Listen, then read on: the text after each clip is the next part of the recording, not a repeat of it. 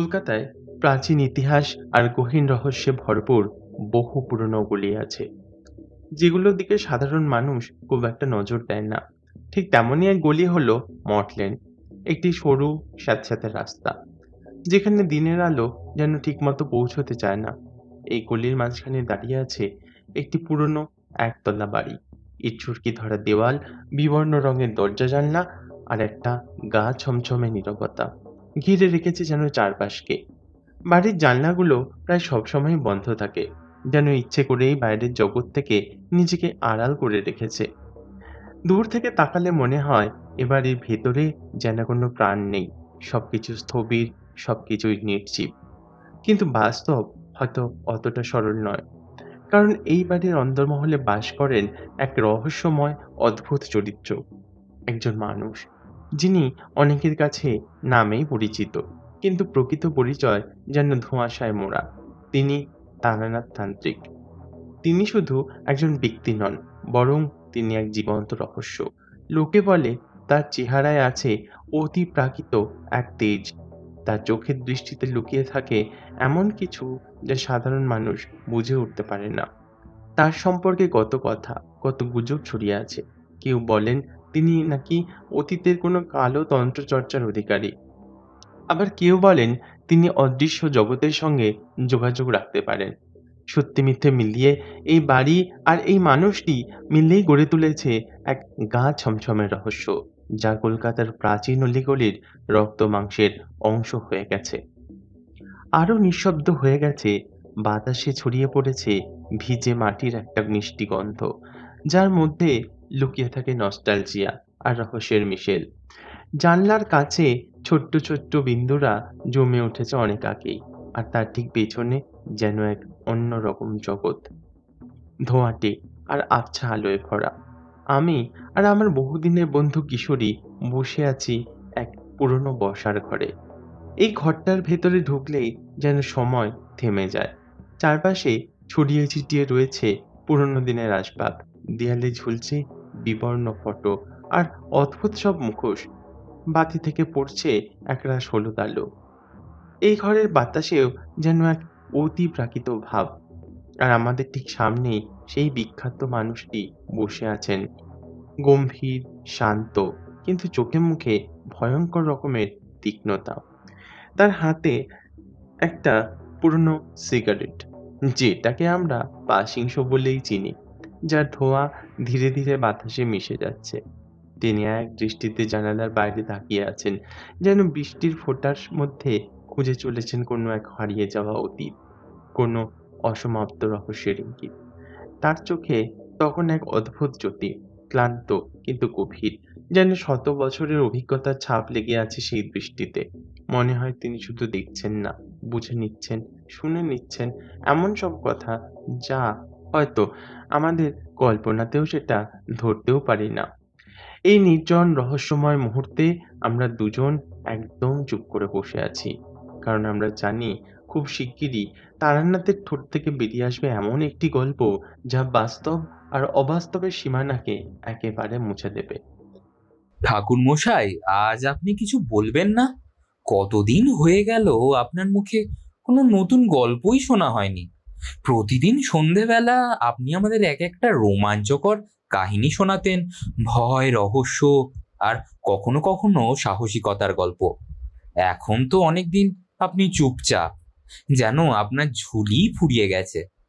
আজ একটু সময় বের করে না হয় আমাদের জন্য একটা নতুন গল্প বলুন না। আমরা কিন্তু খুব অপেক্ষায় আছি। তারানাথ ধীরে ধীরে আমাদের দিকে তাকালো, চোখ দুটো যেন গভীর কুয়াশার মতো, অতীতের কোনো অধিকার স্মৃতির ধোঁয়ায় ভরা। মুখে এক ধরনের প্রশান্ত ভাব, কিন্তু চোখের কোণে লুকিয়ে থাকা অভিজ্ঞতার ভার যেন ছাপিয়ে উঠেছে বার করে। ঘরের নিস্তব্ধতাকে ভেঙে তিনি হালকা করে হাসলেন, আর সেই হাসি যেন রহস্যে মোড়া, যেমনটা কেবল তারানাথই পারে হাসতে। তারপর বললে চললেন এক অন্যরকম কিছু। আজ একটা অদ্ভুত ঘটনা মনে পড়ছে। এমন এক অদ্ভুত ঘটনা যেখানে আমার নিজের প্রাণ যাওয়ার অতিক্রম হয়েছিল। এই ঘটনা শুরু হয়েছিল এক অদ্ভুত চিঠি দিয়ে। চিঠিটা ছিল হাতের লেখা, কিন্তু অদ্ভুতভাবে আঁকা বাঁকা, যেন খুব তাড়াহুড়োয় লেখা, অথচ ভেতরে ভেতরে ছিল এক ধরনের অস্থিরতা আর আতঙ্কের ছাপ। এই কথা বলার সঙ্গে সঙ্গে ঘরের বাতাস যেন একটু ঘন হয়ে উঠল। আমরা থমকে গেলাম, যেন কথা বলতেও সাহস হারিয়ে ফেলেছি। তারানাথের কণ্ঠে এমন এক নিঃসঙ্গ স্মৃতির স্পর্শ ছিল, যা কৌতূহল আর আতঙ্ক দুটোকেই জাগিয়ে তোলে। তার বলা প্রতিটি কাহিনীর মতো এটিও বিস্ময় আর অজানার দোরগোড়ায় নিয়ে যাবে আমাদের। তারানাথ একটু থেমে এক টান দিয়ে পাসিংশোর ধোঁয়া ছাড়লেন। ধোঁয়ার ঘন আবরণে তার মুখ আরো রহস্যময় মনে হচ্ছিল। তারপর গম্ভীর কণ্ঠে বলতে শুরু করলেন। এর কয়েকদিন পর একদিন হঠাৎ আমার বাড়িতে ভদ্রলোক এলেন। বয়স আনুমানিক 50-এর কাছাকাছি তো হবেই। শরীরটি সুগঠিত, কিন্তু ক্লান্তির ছাপ স্পষ্ট। গায়েটা ফর্সা, যেন এক সময় রোদ ছায়ার বাইরে রাজকীয় পরিবেশে বড় হয়ে উঠেছে। পরনে একজোড়া পরিপাটি সাদা ধুতি, ওপরে গায়ে জড়ানো একটা মোটা গাঢ় রঙের চাদর, যা ঠান্ডা কিংবা ভেতরে আতঙ্ক দুটোকেই ঢাকতে চাইছে যেন। চেহারার মধ্যে এক ধরনের গাম্ভীর্য রয়েছে, কিন্তু তার চেয়েও বেশি যা চোখে পড়ে তা হলো চোখে মুখে ভয় আর গভীর উদ্বেগে স্পষ্ট ছাপ। চোখ দুটি যেন সারাক্ষণ কিছু খুঁজছে, মুক্তি, উপায় অথবা একজন আশ্বাসদাতা। ঠোঁট কাঁপে না, কিন্তু চোখের নিচে কারো কালি বলে দেয় অনেক রাতে নির্ঘুম উদ্বিগ্নতা। তিনি বারবার হাতের আঙ্গুল চুপিয়ে ধরে আবার ছেড়ে দিচ্ছেন, এক অস্থির অভ্যাস, যা মানুষ তখনই করে যখন তার ভেতরটা তীব্র দোলাচলে ঘুরে থাকে। এমন মুখশ্রী, এমন অভিব্যক্তি, যা দেখে যে কেউ বুঝে নিতে পারে মানুষটি নিশ্চয়ই কোনো অভিশপ্ত অভিজ্ঞতার ভার বয়ে চলেছেন আজ অনেক দিন ধরে। চেহারায় ক্লান্তি আর চোখে মুখে ভয়ের ছায়াটা স্পষ্ট। তিনি নিজেকে পরিচয় দিলেন একটি প্রাচীন জমিদার বাড়ির সদস্য বলে। বসে পড়ে বললেন, আপনাকে খুঁজছিলাম ঠাকুরমশাই। আপনি আপনি না এলে আমাদের রক্ষা নেই। এরপর ভদ্রলোক চুপচাপ বসেছিলেন অনেকক্ষণ। চোখের দৃষ্টি যেন অতীতের কোনো অন্ধকার হারিয়ে গিয়েছিল। তার গলার স্বর নিচু করে প্রায় ফিসফিস করে বললেন, ঠাকুরমশাই, আমি গিরিজাপতি রায়, শ্মশানগড়ের রাজবাড়ির বর্তমান উত্তরাধিকারী। হয়তো আমার নাম আপনি আগে শোনেননি, তবে আমাদের বাড়ির ইতিহাস সেটা অন্ধকার, ভয়াবহ আর রক্তমাখা। আমি এইভাবে আপনার কাছে সাহায্য চাইতে আসবো সেটা ভাবতেও পারিনি কখনো। কিন্তু পরিস্থিতি এমন এক জায়গায় পৌঁছেছে যেখানে যুক্তি, ধর্ম আর বিজ্ঞানের সব যুক্তি ব্যর্থ। আমাদের রাজবাড়িতে এমন কিছু ঘটছে যা দিনের আলোয় বলতেও গায়ে কাঁটা দেয়। আপনি ছাড়া আর কেউ নেই যিনি এই অন্ধকারের মধ্যে আলো জ্বালতে পারেন। বলুন বলুন, আপনি কি পারবেন আমাদের রক্ষা করতে? বিষয়টা কি বলো? আমাদের গ্রামের নাম শ্মশানগড়। শুনলেই একটা শীতল স্রোত নেমে আসে মেরুদণ্ড বেয়ে। শ্মশান, চারপাশে পুরনো গাছ, ভাঙাচোরা মন্দির, আর চিরকাল কুয়াশায় ঢাকা নদীটা, সব মিলিয়ে যেন গোটা গ্রামটাই একটা মৃত লোকের নিঃশ্বাস। নামটা যেমন, পরিবেশও তেমনই। দীর্ঘদিন ধরে আমাদের রাজবাড়িতে চলছে একের পর এক অদ্ভুত ব্যাখ্যাতীত ঘটনা। কখনো মাঝরাতে দরজা আপনি আপনি খোলে, কখনো কারো নিঃশব্দ পায়ের আওয়াজ শোনা যায়, আবার কখনো আলো নিভে যায় ঠিক সেই মুহূর্তে যখন সবচেয়ে বেশি আলোর প্রয়োজন। প্রথমে মনে করেছিলাম এসব কাকতালীয়, কিন্তু ঘটনা ক্রমশ ভয়াবহ হতে থাকলো। সম্প্রতি আমরা জানতে পারি আমাদের রাজবাড়ির পুরনো তলায় বন্দি রয়েছে 14টি আত্মা। না, শুধু আত্মা নয়, তারা ভূত। আর তারা শুধু বন্দি নয়, বরং ক্রমশ শক্তি সঞ্চয় করছে। পুরনো তলার ঘরে 14টা আত্মা, ওরা এখন শুধু ছায়া নয়, রক্ত মাংসের অস্তিত্বের রূপ নিচ্ছে। দিনের পর দিন ওদের শক্তি বাড়ছে। তাদের উপস্থিতি এখন শুধু অনুভব করা যায় না, চোখেও ধরা পড়ে। বাড়ির মানুষ একে একে পালিয়েই যাচ্ছে। গৃহদেবতাও নিষ্ক্রিয়, পুরোহিত পলায়ন করেছেন। যারা রয়ে গেছেন তারাও আতঙ্কে অর্থমৃত। তান্ত্রিক, পুরোহিত, ওঝা অনেকেই এসেছিলেন, কেউ এক রাতও টিকতে পারেননি।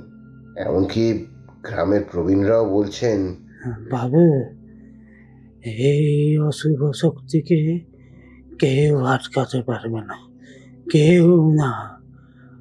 আপনার আপনার পূর্বপুরুষের অভিশাপ যেন আজ আজ আমাদের এই গ্রামকে দিনে দিনে গ্রাস করে চলেছে, গ্রাস করে চলেছে।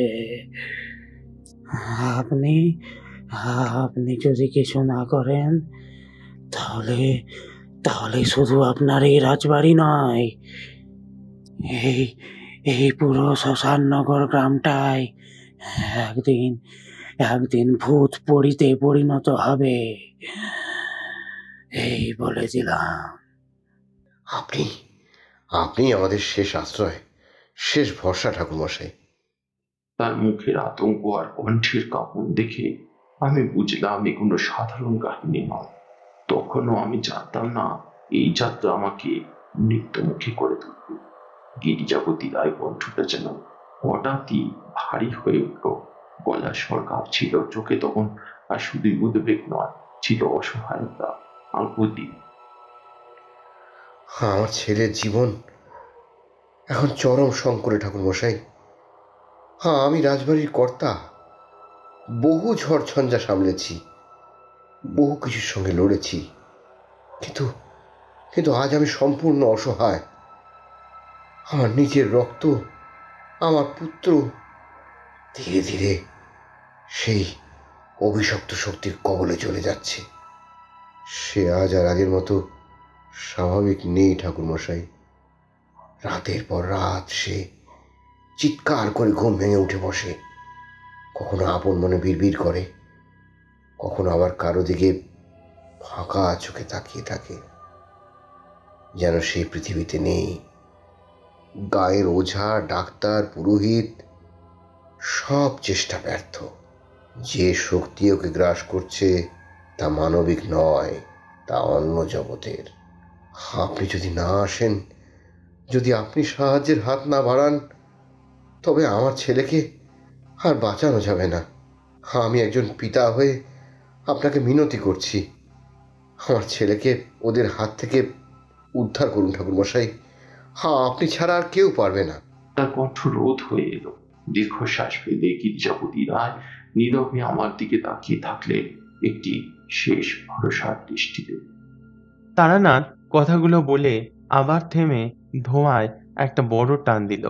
একটু থেমে পাইপে একটা ধোঁয়ার টান দিয়ে ভাবনার ভাঁজে মুখ ঢাকলো। আমরা নিঃশব্দ অপেক্ষা করতে লাগলাম সেই ভয়াল ঘটনার পরবর্তী অধ্যায়ের জন্য। আপনার ছেলের কি হয়েছে? কি হয়েছে? আমার একমাত্র ছেলে মৃণাল। বলতে গেলে আমার ছেলেটা যেন আর মানুষ নেই ঠাকুরমশাই। সে যেন ধীরে ধীরে কারো কবজায় কবজায় চলে যাচ্ছে, একটা অদৃশ্য ভয়ঙ্কর ছায়ার কবলে। সব শুরু হয়েছিল এক রাতের থেকে। হঠাৎ মাঝরাতে ঘুম থেকে চিৎকার করে উঠে বসেছিল, চোখ দুটো উল্টে যাচ্ছিল। অদ্ভুত, শরীর ঠান্ডা হয়ে গিয়েছিল বরফের মতো। প্রথমে ভেবেছিলাম দুঃস্বপ্ন, কিন্তু তারপর সেই একই ঘটনা ঘটতে লাগলো বারবার, প্রতি রাতেই। এরপর সে বলতে শুরু করলো এমন সব কথা যা সে কখনো বলেওনি, তার জানার কথাও নয়। অনেক পুরনো পারিবারিক ইতিহাস, মৃত আত্মীয়দের নাম, এমনকি সেই পুরনো তলার ঘরের দরজার পাশে লাল দাগ, যেটা কেবল আমার পূর্বপুরুষদেরই জানা আছে। আর এখন এখন সে আমাদেরও চিনতে পারে না। ঘন্টার পর ঘন্টা এক দৃষ্টে দেয়ালের দিকে তাকিয়ে থাকে।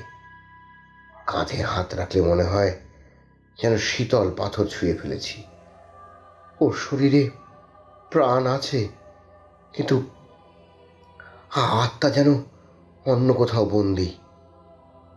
অনেকেই অনেক রকম কিছু বলছেন, কিন্তু আমি জানি এটা কোনো সাধারণ আত্মা নয়।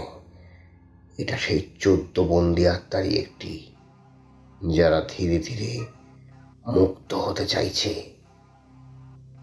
আপনি না এলে আমার ছেলেটা আর ফিরবে না ঠাকুরমশাই।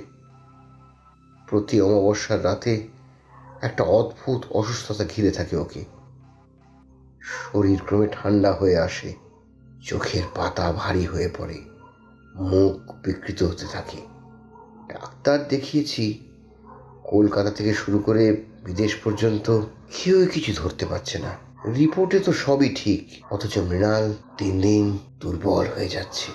একদিন একজন বৃদ্ধ বলেছিলেন, বাবু, এটা শরীরের রোগ নয়, এটা এটা অপদেবতার খেলা।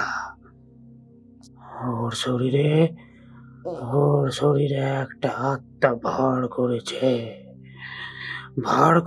ওর শরীরে একটা আত্মা।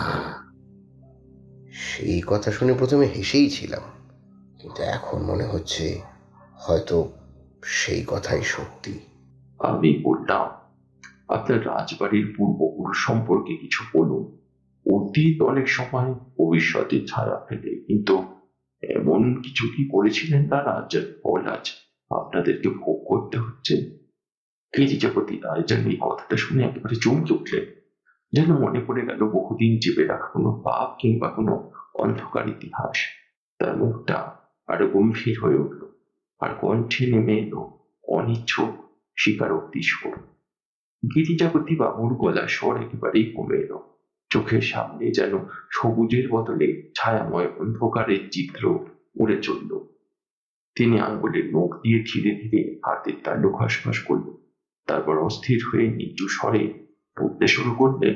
আমাদের বংশে এক কালো অধ্যায় আছে ঠাকুরমশাই। 300 বছর আগে আমাদের প্রাচীন রাজবাড়ির প্রহরে বসেছিলেন এক তান্ত্রিক। তার অন্ধ উচ্ছ্বাসে ঠাসা নাম রত্নেশ্বর রায়। তিনি তন্ত্র সাধনার জন্যে 14 জন নিরীহ মানুষের বলি দিয়েছিলেন। বিশ্বাস করেছিলেন যে তাদের রক্তে তিনি পেতে পারেন চিরন্তন শক্তি। কিন্তু তার সাধনা ছিল অসম্পূর্ণ। সেই 14 জনের আত্মা আজও মুক্ত হতে পারেনি। তার গলা আরো নরম হয়ে এলো, যেন প্রতিটি শব্দে কোনো গুপ্ত আক্ষেপ মিশে আছে। প্রতি 50 বছর অন্তর সেই বেদিগুলো থেকে সেখানকার শিখরে টেনে নিয়ে যায় আমাদের বংশের এক নির্দোষ সন্তানকে। প্রথমে সেটা ছিল 1, তারপর 2, তারপর 4, 8, আর আজ আমার একমাত্র পুত্র মৃণালের পালা যখন আসছে, এবার তাকে বিলীন হতে দিতে পারবো না। যদি ঠিকঠাক না হয় আরেকবার খোলা পড়া যাবে সে প্রাচীন অভিশপ্ত দ্বার, আর শ্মশানঘর গ্রাম সমূলে অন্তর্দহন করে দেব। তার আওয়াজে শেষ মানে ছিল এক অনাগত বিপদের সুর, যা শুধুমাত্র অমুক জ্ঞানে এবং সাহসে থামানো সম্ভব। এই কথা শুনে আমার ভিতর থেকে এক অদ্ভুত শীতল স্রোত বয়ে গেল। মেরুদণ্ড বরাবর শিহরণে তীব্র হয়ে উঠল। চোখের সামনে হঠাৎ ধোয়া মাখা অচেনা ছবি নাচতে লাগলো। কালের কণ্ঠে ভেসে আসা সেই পুরনো রাত আর যুদ্ধ নিরীহ প্রাণীর করুণার্তনা। আমার হৃদস্পন্দন দ্রুত হয়েছিল। মনে হচ্ছিল ঘরের বাতাসও যেন ভারীহীন হয়ে আমার ফুসফুসে ঢুকছে প্রবল ঠান্ডা ধারার মতো। সেই প্রতিশোধী আত্মারা যারা 50 বছর অন্তর একবার উঠে আসে, তাদের গর্জন কি আমারই কানে বাজছে? কি তাদের ক্ষিপ্ত আক্রোশ এখনো বয়ে নিয়ে যায় শ্মশানঘর গ্রামের অশান্ত হাওয়ায়? একটু আগে স্থির দৃশ্য ঘুচে গেল, আর আমি নিজেকে দেখলাম দৃঢ়তার জোর পেতে চেষ্টারত, কিন্তু ভয় কত গভীর। এই অভিশপ্ত ইতিহাসের আড়ালে যে ভয়ঙ্কর আবর্জনা লুকিয়ে আছে তা একেবারে সামনে এলে আর নিচু হরবার কোনো পথ থাকবে না। আমি নিজেকে প্রশ্ন করলাম, আমি কি পর্যাপ্ত? আমি কি যথেষ্ট সাহসী? এরপর খানিকক্ষণ পরে আমি রাজি হয়ে গেলাম। দুদিন পর এক ঝোড়ো সন্ধ্যায় আমি শ্মশানগড়ের পথে রওনা দিলাম। পথের দুপাশে ঘন বন, যেটা সূর্যের আলো সেভাবে প্রবেশ করতে পারে না। গিরিজাপতি বাবু পাশে বসেছিলেন, চোখে মুখে এক অজানা ভয় নিয়ে। গ্রামে পৌঁছে প্রথমেই বুঝতে পারলাম জায়গাটা স্বাভাবিক নয়। চারিদিকে এক থমথমে নীরবতা। গ্রামের মানুষজন আমাদের দেখে দ্রুত বাড়ির দরজা বন্ধ করে দিল। গিরিজাপতি বাবুর বিশাল জমিদার বাড়ির সামনে এসে নামলাম। বাড়ির দেওয়ালে পুরনো শ্যাওলা জমেছে, কাঠের দরজার গায়ে খোদাই করা আছে কোনো এক অজানা প্রতীক। বাড়ির ভিতরে ঢুকে দেখলাম একটি যুবক বিছানায় শুয়ে আছে, মৃণাল। মুখ ফ্যাকাশে, শরীরে যেন কোনো প্রাণ নেই। আমি তার হাত ধরে বোঝার চেষ্টা করলাম। হঠাৎই তার শরীর প্রচন্ড ভাবে কাঁপতে লাগলো, মুখে একটা গম্ভীর কর্কশ শব্দ বেরিয়ে এলো। তুই চলে যা, চলে যা তুই। এখানে এখানে তোর কোনো জায়গা নেই। আমাদের আমাদের মুক্তি দে, তুই মুক্তি দে, আমাদের দে মুক্তি। দেখলেন দেখলেন ঠাকুর মশাই, ওর মুখ দিয়ে যেন অন্য কেউ কথা বলছে। আমি চমকে উঠলাম, বললাম, এটা সাধারণ কিছু নয়, ও শরীরের উপর কিছু একটা দখল নেওয়ার চেষ্টা করছে। হঠাৎই একটা ঠান্ডা বাতাস ঘরের ভিতর বইতে লাগলো।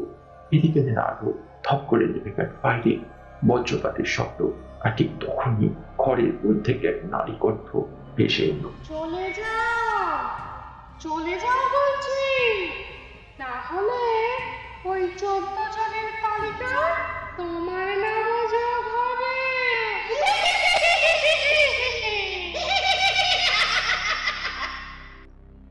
আমি ঘুরে তাকালাম, কিন্তু কেউ নেই। সেই রাতেই প্রথমবার 14 ভূতের উপস্থিতি অনুভব করলাম। মধ্যরাতে হঠাৎই মৃণাল ভীষণভাবে চিৎকার করে উঠল। আমি দৌড়ে গিয়ে দেখলাম তার গলায় কালো দাগ পড়েছে, যেন কেউ অদৃশ্য হাত দিয়ে চেপে ধরেছে। গিরিজাপতি বাবুর কণ্ঠে কাঁপন, চোখে অন্ধকারে ভবিষ্যতের ছায়া। এদিকে আলোয় তার মুখ যেন আরো ম্লান হয়ে উঠেছে।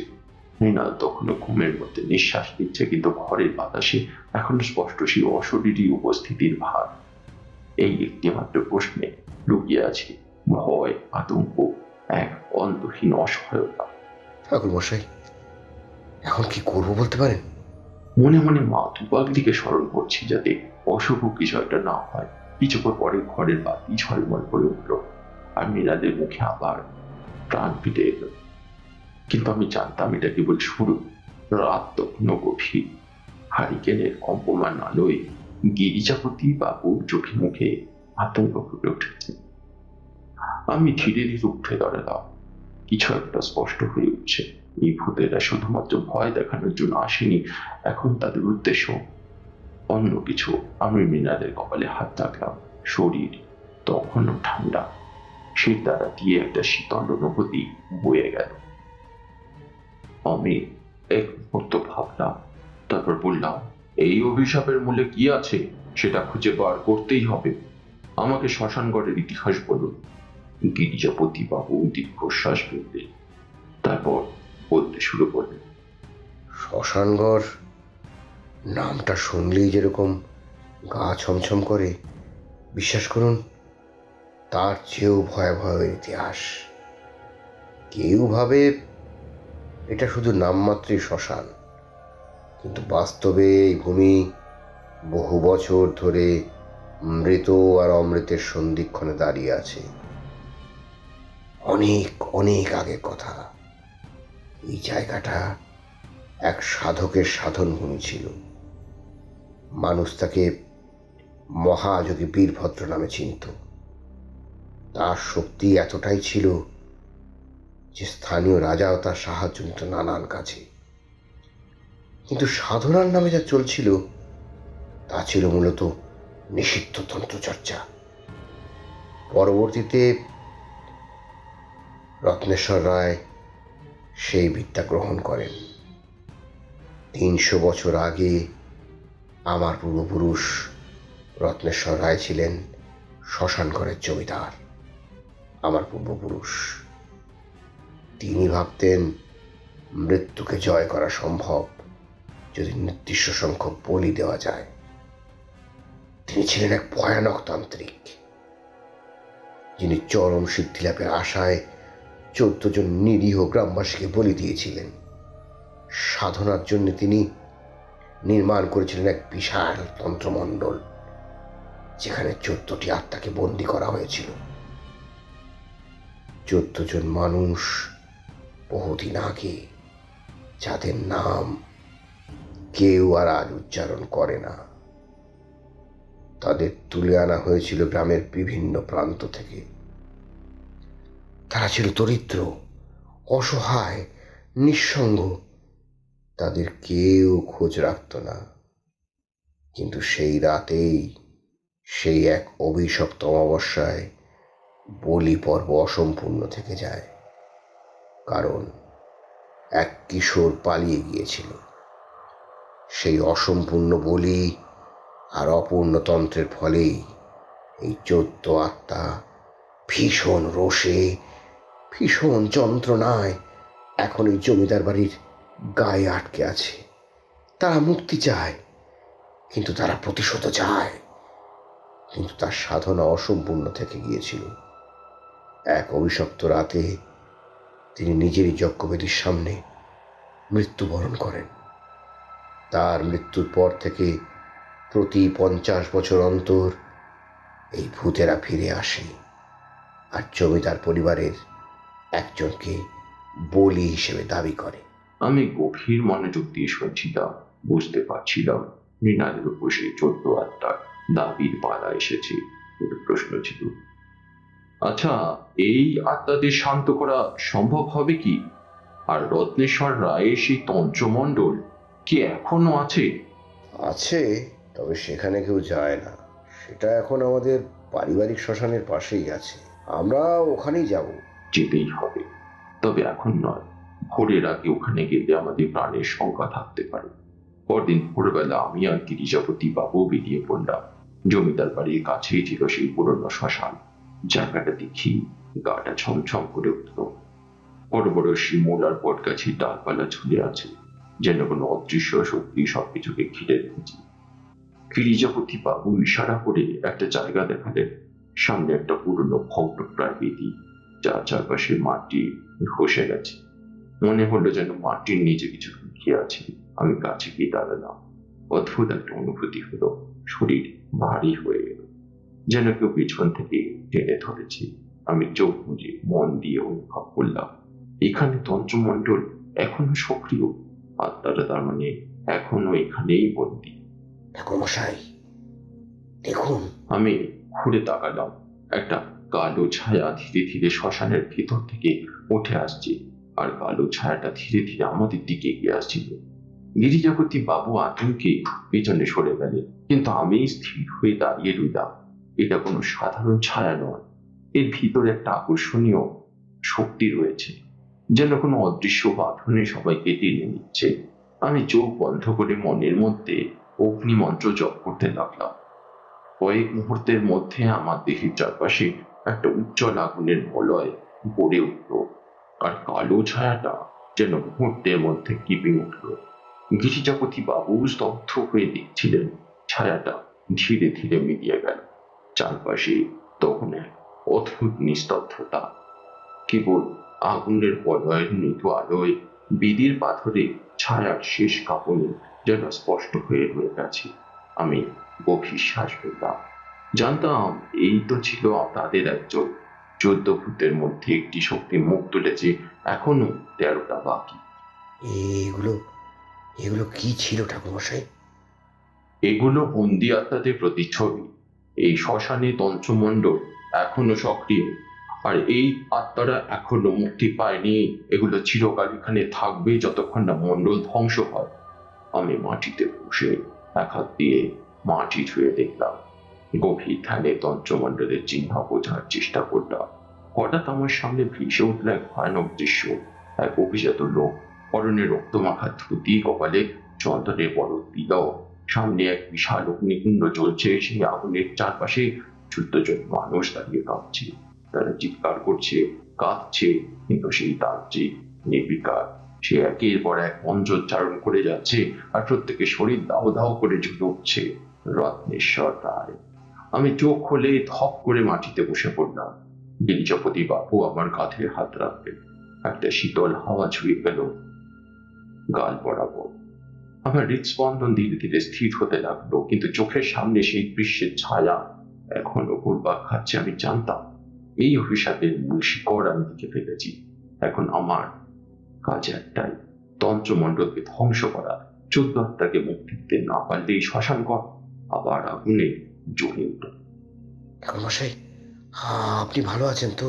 গিরিজাপতি বাবুর গলাটা কাঁপছে, চোখে গভীর উদ্বেগ। আমি চোখ তুলে তার দিকে তাকালাম।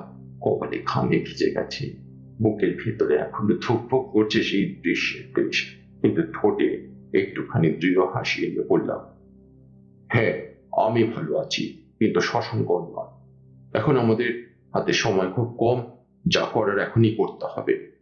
আমি গভীর শ্বাস নিয়ে বললাম, রত্নেশ্বরের অভিশাপ এখনো মাটিতে রয়ে গেছে। যতদিন তন্ত্রমণ্ডল সক্রিয়, এই ভূতেরা মুক্তি পাবে না।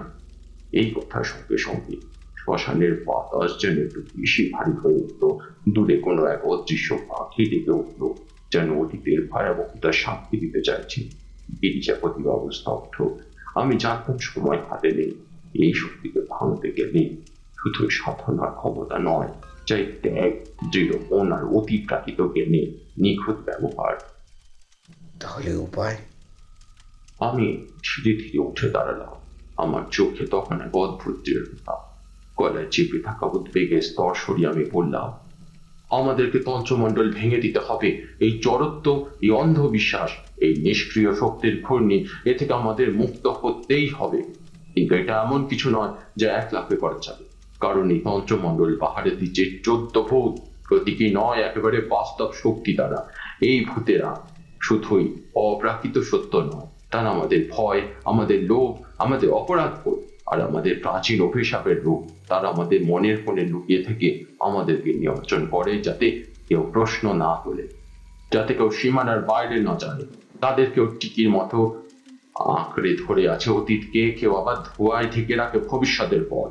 সেই তন্ত্রমণ্ডল ভাঙা মানে শুধু একটা কাঠামো ভাঙা নয়, তাকে ধাক্কা দিতে হয় ভেতরে থাকা সেই 14টা অন্ধকারের মুখোমুখি হয়ে। আমরা ধীরে ধীরে জমিদার বাড়ির দিকে ফিরে এলাম, কিন্তু অদ্ভুত ব্যাপার ঘটতে লাগলো। রাস্তায় বাতাস থেমে গেল, আশেপাশের বাকিরা নিস্তব্ধ হয়ে গেল, আর আমার মনে হলো কেউ আমাদের পেছন থেকে অনুসরণ করছে। ঠাকুর মশাই, শুনতে পাচ্ছেন? আমি থামলাম। চারপাশে নিস্তব্ধতা, কিন্তু বাতাসে একটা চাপা গুঞ্জন আছেই। অস্পষ্ট ভক্তি কণ্ঠস্বর যেন কিছু বলছে বারবার করে। আমি মন্ত্রজপ করতে একটা আকস্মিক ধাক্কা এলো। গিরিজাপতি বাবু ছিটকে পড়ে গেল। আমি দ্রুত পায়ের তলায় এক মুঠো মাটি নিয়ে নিক্ষেপ করলাম। ধাক্কাটা ভেঙে গেল। গিরিজাপতি বাবু এবার উঠে দাঁড়ালেন। এরা আমাদের আর এগোতে দেবে না, তাই তো? আমাদের শক্তি প্রয়োগ করে এগিয়ে যেতে হবে। কাল রাতে পূর্ণিমা, সেই রাতে তন্ত্রমণ্ডল ধ্বংস করার চেষ্টা করতে হবে। পূর্ণিমা রাতে? ওই রাতে তো ভূতেরা সবচেয়ে শক্তিশালী থাকে। আমি মৃদু হাসলাম। সঠিক সময়ে সবচেয়ে বড় কাজ হয়। এখন তৈরি হতে হবে। রাত আরো গভীর হতে শুরু করেছে। নিঃশব্দে আকাশে উঠে এসেছে এক পূর্ণ চাঁদ। আলোর এক রহস্যময় গোলক যেন, যার কাঁচের মতো স্বচ্ছ অবল আলো ছড়িয়ে পড়েছে গোটা জমিদার বাড়ির শ্মশানে ধুলো বালি মাখা মাটির উপর। সেই আলোয় জমিদার বাড়ির ভগ্নপ্রায় চূড়াগুলো আর মৃত গাছের ছায়া যেন অশরীরী রূপ নিচ্ছে, যেন কোনো এক বিস্মৃত যুগের প্রেতাত্মারা এখনো সেখানে ঘুরে বেড়ায়, অশান্ত, অপ্রসন্ন। বাতাস ভারী হয়ে এসেছে, যেন এক অদৃশ্য আতঙ্ক ঘনিয়ে এসেছে আমাদের চারপাশে। প্রতিটা নিঃশ্বাসের সঙ্গে অনুভব করা যাচ্ছে যেন এক অদৃশ্য উপস্থিতি ধীরে ধীরে ঘনিয়ে আসছে আমাদের চারপাশে। গন্ধ আছে, পচা পাতার, পুরনো আগরবাতির, আর এক অজানা আতঙ্কের গন্ধ। পিছন থেকে শুকনো পাতার মচমচ শব্দ ভেসে এলো, যদিও কোনো পা ফেলার চিহ্ন মাত্র নেই। হঠাৎ এক ধুলো ঠান্ডা হাওয়া কানে ফিসফিস করে বলে গেল, যেন কেউ এক নিষিদ্ধ নাম উচ্চারণ করছে। গিরিজাপতি বাবু এবার চোখ মেলে তাকালেন চারপাশে, তার চোখে ভয়ের ছায়া, কিন্তু মুখে এক অনড় দৃঢ়তা। আমি জানি সময় এসে গেছে, আজ রাতেই সেই অজানা রহস্যের দ্বার উন্মোচিত হবে, অথবা চিরতরে ঘিরে ফেলবে আমাদের। ঠাকুরমশাই, সত্যি কি আজ রাতেই মণ্ডল ধ্বংস করা সম্ভব? মানে সেটা সম্ভব হবে? আমি নিঃশব্দে মাথা নাড়লাম, বললাম, শক্তির লড়াই আজ হবে। যদি আমরা হেরে যাই তাহলে এই শ্মশান চিরকালের জন্য অভিশপ্ত হয়ে থাকবে। আমি কালো তিলক কেটে মাটির উপর চক্র এঁকে বসলাম, মন্ত্রোচ্চারণ করতে লাগলাম। ওম হ্রিং কালী কালিকা হোম ফট। হঠাৎ চারপাশ থেকে বিকট শীতল বাতাস বইতে লাগলো। একটা পচা গন্ধ যেন বাতাসের সঙ্গে মিশে আছে। শ্মশানের শুকনো বটগাছের ডালপালা অস্বাভাবিক ভাবে কাঁপতে লাগলো, যেন কেউ সেগুলো না দিয়ে দিচ্ছে। তারপর একটা কর্কশ চিৎকার শুনতে পেলাম। তন্ত্রমণ্ডল ভাঙতে এসেছিস বুঝি? মরবি, মরবি, সব মরবি, মরবি, একদিন মরবি। আমি দ্রুত মন্ত্র জপ করতেই একটা অদৃশ্য শক্তি আমাকে ধাক্কা দিয়ে ফেলে দিল। গিরিজাপতি বাবু এবার আতঙ্কে কেঁপে উঠলেন। আমি উঠে দাঁড়ালাম। সামনে কুয়াশার মধ্যে থেকে একে একে বেরিয়ে এলো 14টা কালো ছায়া। তারা সবাই একসঙ্গে করুণ স্বরে হেসে উঠল, যেন বিদ্রোহ করছে আমাদের। আমি দ্রুত মন্ত্র পড়তে লাগলাম। ক্রিং কালী ক্রিং মহাকালী ক্রিং, ক্রিং কালী ক্রিং মহাকালী ক্রিং, ওম রিং কালী ক্রিং মহাকালী ক্রিং কালী কালিকা ফট। আমার চারপাশে আগুনের বলয় সৃষ্টি হলো, কিন্তু ভূতেরা এত সহজে ভয় পায় না। একজন আগুনের ভিতরে হাত বাড়িয়ে দিল, কিন্তু মুহূর্তে তার বিকট চিৎকার বেরিয়ে এলো সেখান থেকে।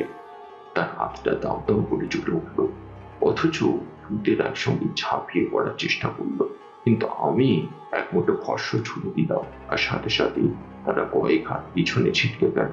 তবে ভূতেরা এত সহজে হার মানার না। হঠাৎ করে মাটির নিচ থেকে কোনো কিছুর একটা গর্জন শুনতে পেলাম। ঠাকুরমশাই, দেখুন, মাটি ফেটে যাচ্ছে। তার কণ্ঠস্বর কাঁপছে এক আতঙ্কে, চোখ দুটো বিস্ফারিত, শুধু ভয় নয়, এক ধরনের অবিশ্বাসে ভরা, যেন যা তিনি দেখছেন তা বাস্তব নয়, অথচ অস্বীকারও করা যাচ্ছে না। আমরা দুজনে দাঁড়িয়ে আছি শ্মশানের ঠিক মাঝখানে, যেখানে আমি তন্ত্র চক্র এঁকেছিলাম। সেই জায়গা থেকে এখন ধোয়ার মতো কালো ধুলোর মেঘ উঠছে। আমরা দুজনে তাকিয়ে আছি সেদিকে। মাটি থরথর করে কাঁপছে, যেন ভিতরে কেউ যেন বেরিয়ে আসতে চাইছে বারবার করে। শুকনো পাতাগুলো এক একটা চকিতে উড়ে যাচ্ছে, বাতাস যেন হাহাকার। ভূমির ফাটলগুলো ধীরে ধীরে বড় হচ্ছে, সেই ফাটলের মধ্যে থেকে ভেসে আসছে এক অদ্ভুত পচা গন্ধ, যেন পচা মাংস, পুরনো অর্পিত বলির রক্ত আর তন্ত্রমন্ত্রের ধূপ আগরবাতির ধোঁয়ার গন্ধ একসাথে মিলেমিশে এক ভয়ানক মিশ্র অনুভূতি সৃষ্টি করেছে। গিরিজাপতি বাবু এবার কেঁপে উঠলেন, তার চরণ যেন শিকড়বিহীন মাটি থেকে সরে যাচ্ছে। তিনি পিছনে হঠাৎ পা বাড়াতে গিয়ে হোঁচট খেলেন। আমি হাত বাড়িয়ে ধরে ফেললাম তাকে। আমি বললাম, ধৈর্য ধরুন, মাটি শুধু ফাটছে না, তার ভেতর লুকিয়ে আছে আসল রহস্য। আজই পর্দা ফাঁস হবে। হঠাৎ করে আমরা পিছনে তাকিয়ে চমকে উঠলাম। শ্মশানের ভাঙা মন্দিরের পিছনের দিক থেকে ধীরে ধীরে উঠে আসছে বিশাল কালো ছায়া। তার আকার মানবিক নয়, বিকৃত, অস্পষ্ট, যেন ধোয়ার ঘূর্ণির মধ্যে আবদ্ধ এক বিভীষিকাময় অস্তিত্ব।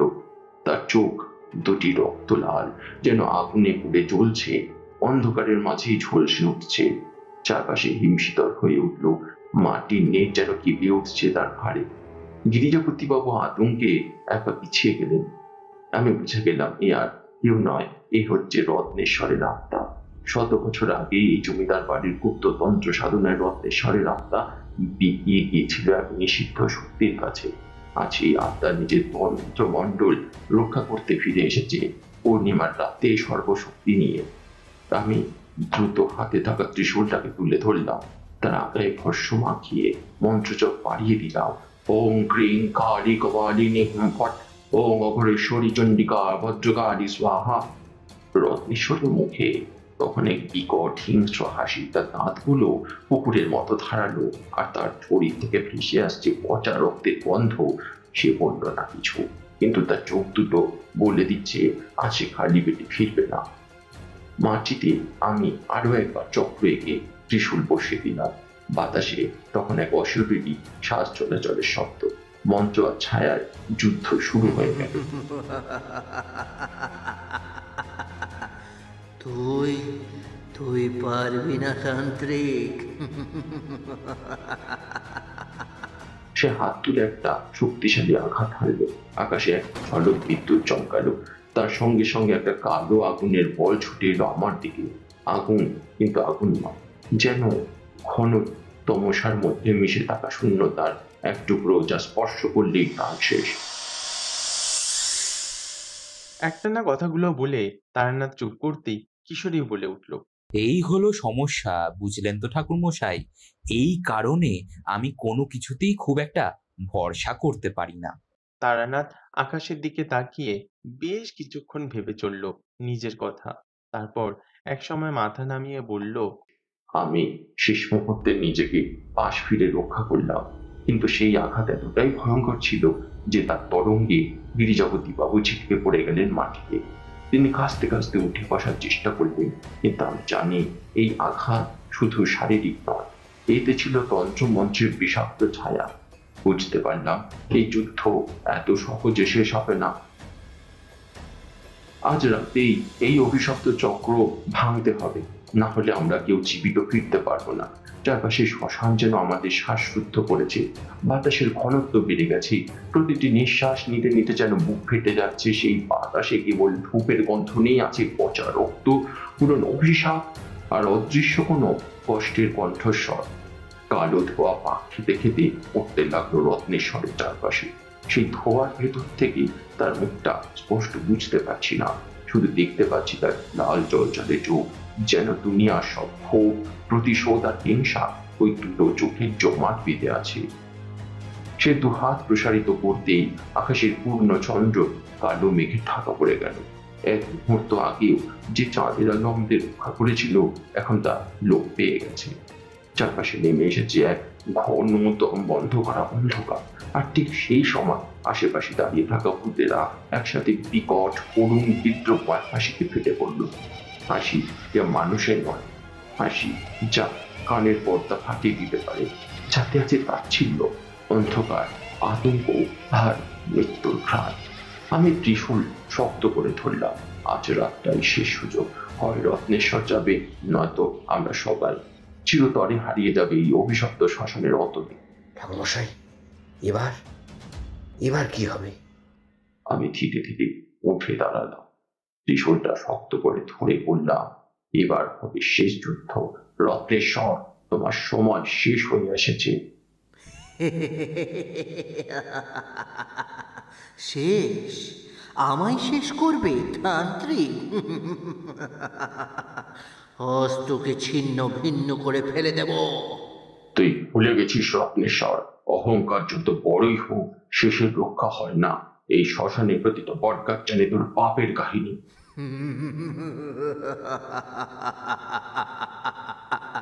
আমি ছিলাম, আমি আছি, আমি থাকবো। এই মণ্ডল ভাঙার সাধ্য তোদের নেই।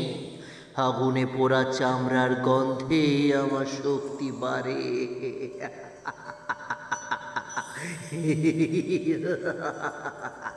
ঠাকুরমশাই, ওর মুখে কথা নয়, আগুন।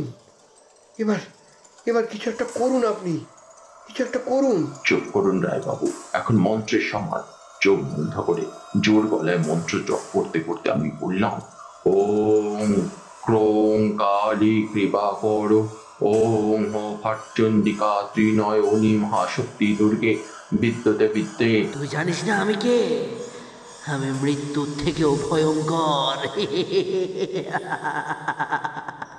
আর আমি মৃত্যুর অভিভাবক, তন্ত্রের শিখরে ওঠা একমাত্র উত্তরাধিকারী। আয় রত্নেশ্বর, আয়, শেষ কর্ত সমস্ত অন্ধকার, আলো এসে গেছে। এরপর আকাশে পাঁচ পড়ার মতো এক তীব্র আলো ঝলসে উঠল। পুরো শ্মশানটা কেঁপে ওঠে তার মূল থেকে। রত্নেশ্বর ছায়ার মধ্যে হারিয়ে যেতে থাকে।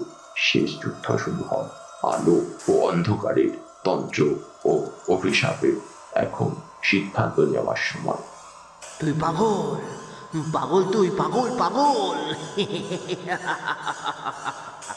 বলেই সে এক লাফে আমার দিকে ছুটে এল। গতিবেগ ছিল এমন যেন বাতাস ছিঁড়ে আসছে কোনো ছায়াবৎ সাপ। চোখের পলকই তার বিকৃত মুখটা আমার মুখোমুখি এসে পড়ল। আমি দেরি করলাম না, দ্রুত চোখ বন্ধ করে মন্ত্র জপ শুরু করলাম। ও রিং বটুকায় আপদোদ্ধারণায় পুরো পুরো বটুকায় স্বাহা। মন্ত্র উচ্চারণের সঙ্গে সঙ্গে আমি ত্রিশূলটা আকাশের দিকে তুলে ধরলাম। ত্রিশূলের প্রোগা মুহূর্তে সোনালি আলোয় জ্বলে উঠল এক প্রখর তীব্র দীপ্তি, যা যেন অন্ধকারের গায়ে ছুরি চালিয়ে দেয়। রত্নেশ্বর এক পা পিছিয়ে গেল। তার আগের আত্মবিশ্বাসী হিংস্র চোখে এই প্রথম এক ফোঁটা আতঙ্ক যেন ঝলকে উঠল। কিন্তু সে একা ছিল না। তার 14 ভূত কালো ছায়ায় মোড়া অতৃপ্ত আত্মারা, যারা তার ছায়া হয়ে ছুটে আসে, একসঙ্গে আমার দিকে ঝাঁপিয়ে পড়ল। আমি কিন্তু থামিনি। মাটিতে দ্রুত এক মুঠো ভস্য ছুড়ে দিলাম। সেই ভস্য যা মন্ত্রপুত, যা তন্ত্রপ্রত, মৃত সাধনার শেষে সংগৃহীত, যা একমাত্র আত্মার বন্ধনকে ছিন্ন করতে পারে। ভস্য ছোঁয়ার সঙ্গে সঙ্গে এক কর্কশ চিৎকার ভেসে উঠল আকাশে বাতাসে। ভূতেরা একে একে ছটফট করতে করতে ধোঁয়ার মতো মিলিয়ে গেল অন্ধকারে। তাদের অস্তিত্ব যেন বাতাসেই ছিন্ন ভিন্ন হয়ে গেল। কিন্তু রত্নেশ্বর এবার আরো ভয়ঙ্কর হয়ে উঠল। তার শরীর আরো বিশাল, আরো ঘন কালো হয়ে উঠল। সে দুহাত প্রসারিত করতেই চারিদিক কেঁপে উঠল। শ্মশানটা কেঁপে কেঁপে উঠতে লাগলো। শুকনো বট গাছগুলোর ডালপালা কাঁপতে কাঁপতে ভেঙে পড়তে লাগলো। আর মাটির ফাটল দিয়ে বেরিয়ে এলো এক আগুন, যেটা লালচে গাঢ় অথচ জ্বলন্ত আগুন, যেন নরকের মুখ খুলে গেছে। গিরিজাপতি বাবু থর থর করে কাঁপছেন। তিনি তখন দাঁড়ানো কঠিন মনে করছেন, আর তার চোখে মুখে যেন মৃত্যু ভয়ের ছাপ স্পষ্ট। আমি বুঝলাম এবার আর দেরি করা যাবে না। এই ভয়ঙ্কর রূপের সঙ্গে লড়াই করার জন্য প্রয়োজন শেষ অস্ত্র, যে অস্ত্র যুগ যুগ ধরে লুকিয়েছিল শুধুমাত্র সত্যিকারের লড়াইয়ের জন্য। আমি চোখ বন্ধ করে শ্বাস নিলাম। এবার সময় এসেছে তন্ত্রের অন্তিম রূপ প্রকাশ করার। যদি আমি সফল হই তবে এই অভিশাপ ভাঙবে, আর যদি না পারি এই শ্মশান আমাদের কবর হয়ে থাকবে চিরকাল। এরপর কি হলো? আমি দ্রুত মায়ের কাছে প্রার্থনা করলাম, মা, আজ যদি তুমি না আসো তবে এই অশুভ শক্তিকে ধ্বংস করা কোনোভাবেই যাবে না। তোমার কৃপা ছাড়া তন্ত্র নিঃশেষ। আমি শুধু তোমার হাতিয়ার। চারপাশে তখন যেন নিঃশ্বাস নিতে ভুলে গেছে।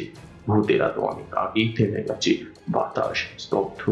গিরিজাপতি বাবু স্তব্ধ হয়ে এক কোণে দাঁড়িয়ে আছেন। শুধু আমার কণ্ঠে উচ্চারিত মন্ত্রগুলো যেন বাতাসে প্রতিধ্বনিত হতে থাকলো।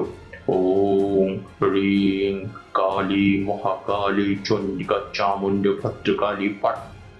মন্ত্র জপের সঙ্গে সঙ্গে আমার হাতে ধরা ত্রিশূলটা আগুনের মতো জ্বলে উঠল। প্রথমে এক টুকরো লাল আলোর রেখা, তারপর সেই আলো ছড়িয়ে গেল সারা অস্ত্রে। ত্রিশূল তখন আর শুধু ধাতব নয়, সে যেন তন্ত্রময়ী এক শক্তির বহিঃপ্রকাশ, দেবীর জাগ্রত রূপ। আকাশের কালো মেঘ হঠাৎ ছিন্ন ভিন্ন হয়ে গেল। আলো আসতে লাগলো চাঁদের রূপালী মুখ থেকে। সে আলো যেন শুধুই আলো নয়, সেই আলোয় ছিল দিব্য আশীর্বাদ, সাহস আর পরিত্রাণ। রত্নেশ্বর একটু থেমে গেল। তার চোখে ভয়, এক অদ্ভুত কম্পন, যেন সে অনুভব করতে পারছি যে তার সময় ফুরিয়ে এসেছে। আমি ত্রিশূল উঁচিয়ে এক লাফে রত্নেশ্বরের দিকে ঝাঁপিয়ে পড়লাম। তার শরীর থেকে ছায়ার মতো কালো ধোঁয়া বেরোচ্ছে। তবে এবার আমি থামার লোক নয়। এক চিৎকারে সমস্ত শক্তি জড়ো করে ত্রিশূলটা রত্নেশ্বরের বুকে ঠিক মাঝখানে বেঁধে দিলাম। একটা বিকট চিৎকার ছড়িয়ে পড়লো চারপাশে, আকাশ কেঁপে উঠলো, মাটি কাঁপলো, ভূতেরা তো ছড়িয়ে পড়েছে অনেক আগেই অদৃশ্যের মতো। রত্নেশ্বরের শরীর থেকে যেন আগুনের ফুলকি বেরিয়ে আসছে, তার ছায়া ধীরে ধীরে গলে যেতে লাগলো আলোর তাপে। আমি চোখ বন্ধ করে কেবল বললাম, জয় মা কালী, জয় তোমার। এক বিকট চিৎকার করে রত্নেশ্বরের দেহটা মাটিতে লুটিয়ে পড়ল। চারপাশে ভূতেরা তো অনেক আগেই ছাই হয়ে গেছে। রত্নেশ্বরের কালো দেহ থেকে একটা সাদা আলোক বল যেন উঠে গেল মহাশূন্যের দিকে, আকাশের দিকে বেরিয়ে গেল ধীরে ধীরে। আর তখনই এক অদৃশ্য শান্তি নেমে এলো শ্মশানের ওপর। যুগের পর যুগ অভিশপ্ত সেই মণ্ডল ভেঙে গেল, কালো শক্তি ছিন্ন ভিন্ন হয়ে গেল, আর রত্নেশ্বরের অস্তিত্ব বাতাসে মিলিয়ে গেল চিরতরে। গিরিজাপতি বাবু হাঁটু গেড়ে বসে পড়লেন। ঠাকুরমশাই, আপনাকে কোটিবার প্রণাম করি। আপনি না থাকলে আজ আমরা কেউ বাঁচতাম না।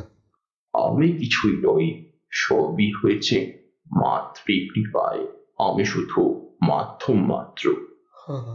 আমি আমি ভাবতেই পারিনি এই অভিশাপ এত গভীর, এত ভয়ঙ্কর ছিল।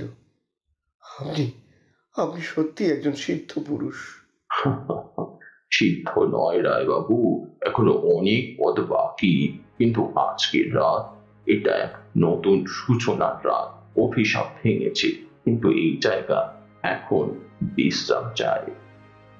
ঠাকুরমশাই, আজ আপনি না থাকলে আমাদের যে কি হতো ভাবতেই ভয় লাগছে। যা ঘটার ছিল তা ঘটেছে। ঠিক আছে, আজ আমরা রক্ষা পেয়েছি, তবে মনে রাখবে, অন্ধকার কখনো শেষ হয় না। অন্ধকারের শক্তি কখনো পুরোপুরি হার মানে না, তাও শুধু অপেক্ষা করে। আলোর শক্তি জাগিয়ে রাখতে হয় নিজের ভিতরে। তারা চুপ করে থাকে, অপেক্ষা করে সুযোগের অপেক্ষায়। আর কখনো যদি প্রয়োজন হয়, আমি ফিরে আসবো। পেছনে পূর্ণ চাঁদের আলো, শ্মশানে এক অদ্ভুত নিস্তব্ধতা, ভস্ম আর ভোরের ঘ্রাণ। রাত শেষ হয়ে নতুন দিনের শুরু।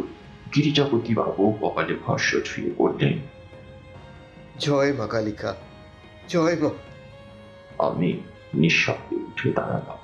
আমার কাজ এবার শেষ হয়েছে। শ্মশানের সেই ভয়াল রাত শেষ হয়েছে। অন্ধকার থেকে ধীরে ধীরে শুরু হয়েছে লাল। পূর্ব দিগন্তে লালচে আভা উঠতে শুরু করেছে অনেক আগেই। বাতাসে আসে আতঙ্কের কোনো অনুভূতি নেই, তবে যেন একটা গা ছমছমে ভাব এখনো রয়ে গেছে। গিরিজাপতি বাবু আর তার সঙ্গীরা এবার একে একে বিদায় নিলেন। কেউই আর এক মুহূর্ত এখানে কাটাতে চাইলেন না। যাওয়ার আগেই গিরিজাপতি বাবু আমার সামনে হাত জোর করে বললেন, আমি এই জমিদার বাড়ি শুদ্ধ করবো ঠাকুরমশাই। প্রতিটা কোণে হোম যজ্ঞ দেব, আর আপনাকে এই প্রথম আহ্বান জানাচ্ছি। গিরিজাপতি বাবু বিস্মিত চোখে তাকিয়ে থাকলেন, তারপর ধীরে ধীরে চলে গেলেন। আমি একবার চারপাশে তাকালাম। শ্মশানে সে প্রাচীন বটগাছ, দূরে ধূসর শ্মশান ঘাট এবং বাতাসে ভাসতে থাকা এক অদ্ভুত গন্ধ। একটা দীর্ঘশ্বাস ফেললাম। এই সব ঘটনা শেষ বলে কিছুই হয় না। এক একটি রাত পেরিয়ে যায়, এক একটি গল্পের রীতি ঘটে, কিন্তু ভয় ভয় কখনো শেষ হয় না। আজ এই অধ্যায়ের সমাপ্তি হলো, কিন্তু আমি জানি অন্য কোনো দিন, অন্য কোনো রাত আবারও কোনো এক অজানা অন্ধকার এসে আমার সামনে দাঁড়াবে। আমি আশ্রমের দিকে হাঁটা দিলাম। পেছনে ফেলে এলাম এক রহস্যময় রাতের গল্প, যার উত্তর সবসময় পাওয়া যায় না। কিছুক্ষণ পাসিং শো, সিগারেটের ধোঁয়া ঢেউ খেলিয়ে বাতাসে ওড়াতে ওড়াতে ঠাকুরমশাই এক রহস্যময় হাসি দিয়ে বললেন, ভয় কখনোই শেষ কথা বলে না বিভূতি, শুধু একটি সূচনা মাত্র। বুঝলে কিশোরী, এই ধোঁয়া যেমন অদৃশ্য হয়ে যায়, তেমনি অন্ধকারের ছায়াও লুকিয়ে যায় আমাদের আড়ালে। কিন্তু মনে রেখো, প্রতিবার ধোঁয়া নতুন ছড়িয়ে পড়ে, আলোকময় করে। একইভাবে পরবর্তী পূর্ণিমার রাতে আবারও শ্মশানের মাটিতে অঘোষিত কোনো অতিথি হয়তো আসবে। তুমি যদি তখনও প্রস্তুত না থাকো, তাহলে সে ছায়া তোমাকে চিরতরে নিজের কবলে নিয়ে নেবে। ঠাকুরমশাই সিগারেটে ফুঁ দিলেন আর ধোঁয়া বাতাসে মিলিয়ে যেতে লাগলো। তারপর হঠাৎ করেই একেবারে ফিসফিস করে যোগ করলেন একটি কথা। তবে এই রহস্যের এখানেই শেষ। এসো অন্য কোনো দিন, আবার সময় হবে বা শুনবে যা আমি পেয়েছি, যা দেখেছি, আর শিখবে অন্ধকারের পরিণতি কি।